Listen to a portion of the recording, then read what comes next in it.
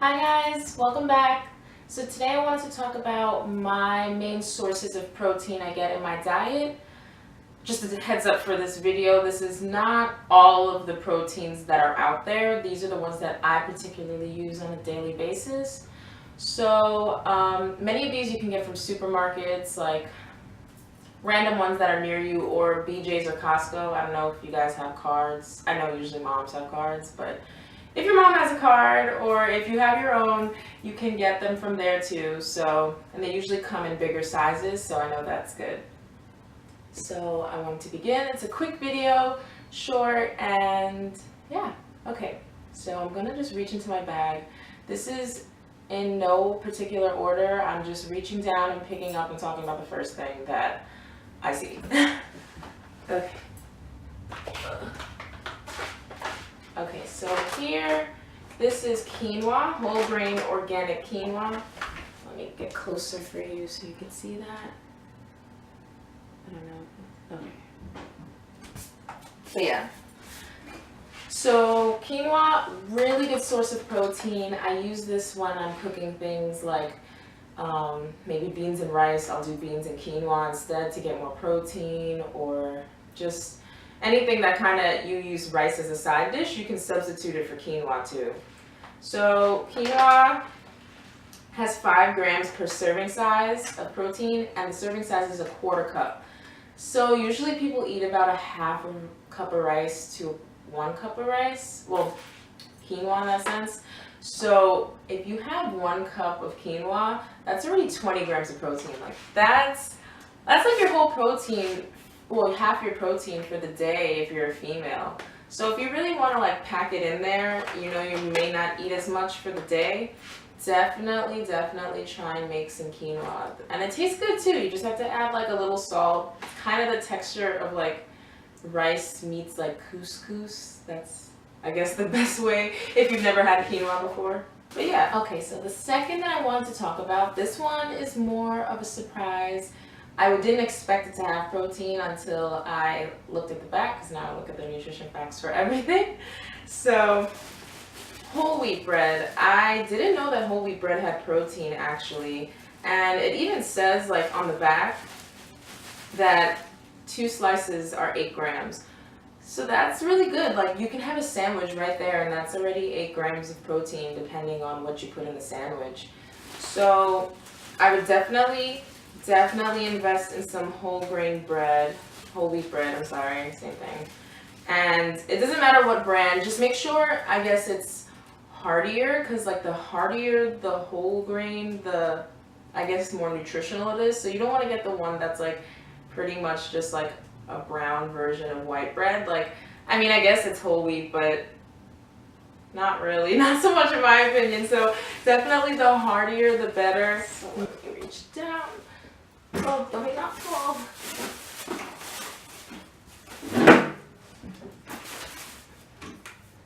Okay. Oh, I don't have my phone. Okay. So another one. This is more of an obvious one that I think everyone already knows, but beans. Like, I love beans. So, I mean, you can get any type. I know I really personally like black beans and chickpeas. I also really like kidney beans, but I ran out. So, I don't have kidney beans right now. But yeah, beans, definitely really good source of protein. Like, I just want to look at the serving size. So 1/2 cup is 7 grams. When I tell you that I can eat like most of this can, like 3/4 of this can, and that's 3.5 serving, well, like 3 serving sizes. That, if you do the math, I'm trying to do the math, it's like 21 grams of protein. Bam. Have that with quinoa, bam, you're done for the day. And that's just dinner. So it's like, definitely, if you're being a vegetarian or vegan, you need beans. Like, this is, I feel like it's not even, you have to have beans. Like, this is the staple. Am I covering it? Yeah, kind of. This is the staple. So, beans. So, let's see what else we got here. I'm gonna do these 2 together because I feel like they're kind of under this like frozen type meat substitute category. So this is for people who, if you're okay with eating things that are soy, or if you're not allergic to soy, these are definitely other great sources of protein. One of them I'm holding up is a meat substitute. It's like a ground beef, and it's also vegan too, and non-GMO. So definitely something that you can have. It's a really good source of protein. A third of a cup is 11 grams. And this little goes a long way, so you can use maybe a cup. Like I can use a cup if I'm making like a chili or something, or tacos, and that's a lot. That's like 33 grams of protein right there. That is almost 3/4 of the protein that you need for the day. So if you do like to eat soy, if you can eat soy, definitely invest in this meat substitute. Another one that I got, and this is I got from BJ's, it is the organic quinoa and sweet potatoes burgers. So these are frozen, so I know some people aren't crazy about processed food or things of that nature. So, I mean, maybe this might be the best for you if you're not into like frozen foods like that. But this is vegan. It's like one of those quick, like, oh, I just need to eat something before school, before work. You can literally put it on the frying pan for 10 minutes, season it up, and put it between some wheat bread, and you're good to go. Like maybe add ketchup. I add ketchup. I like ketchup. But yeah, really good source of protein. And actually, let me see. I've never looked how much protein it is per serve. So one burger is 8 grams. Have this between 2 slices of wheat bread, 16 grams. Like, that's really good. And it tastes really good too. Like you don't have to season it much. It has its own like flavor. So if you want this, these are at BJ's. This is also, I'm not sure if this contains soy. Probably does. Yeah, it contains soy. So wouldn't suggest it if you're allergic to soy, but it is a really good source of protein. Okay, so another source of protein, good old peanut butter. I really like peanut butter.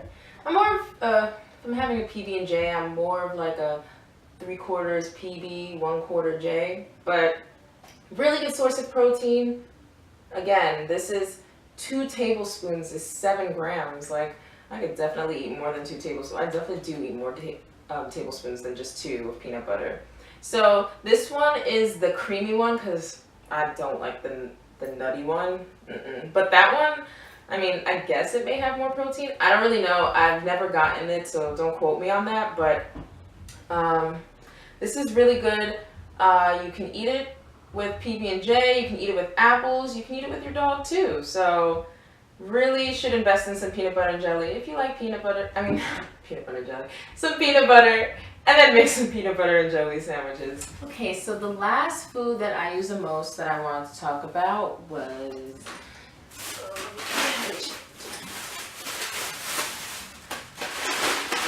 peas. Yeah, I know it seems like it's like you like to eat it, but why is the bag full?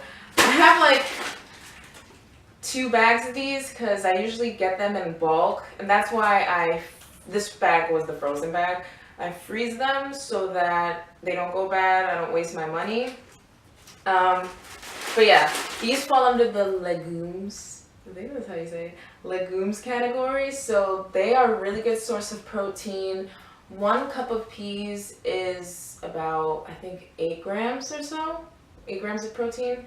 So it's really good. And I personally can't eat peas alone. Like, I just don't really like the way they taste alone. But I like how they taste with rice. Like, if I make like a stir fry kind of thing, like with some peas, like snow peas, like onions, carrots, things like that with the rice, like it tastes really good. So definitely, I know it seems, I didn't know peas actually had protein until like I was like looking it up online, and I was like, oh wow, like I would have never guessed. They don't look like something that's protein. Like, I mean, how does something look like it has protein? But they don't look like they have protein. So I was really surprised by this. So as you can see, I went out and got a lot. So my hands are kind of cold, so I'm gonna put it down. But yeah, those were not all of the foods I use, but the ones I use the most that have protein in it. It's really easy to get the protein that you need for the day. So if you're thinking about going vegetarian or vegan, you can look at my other video. I'll put it down below. I know it seems overwhelming at first, but there's just so many different ways to get protein that if you just keep track for about a week of like the things that you eat, and if you eat any of the things I suggested in the video, you'll definitely have no problem meeting like your protein requirements. So thanks for watching, guys. If you like what you saw or you want to see more videos about it, subscribe below. I'll see you guys next time. Bye.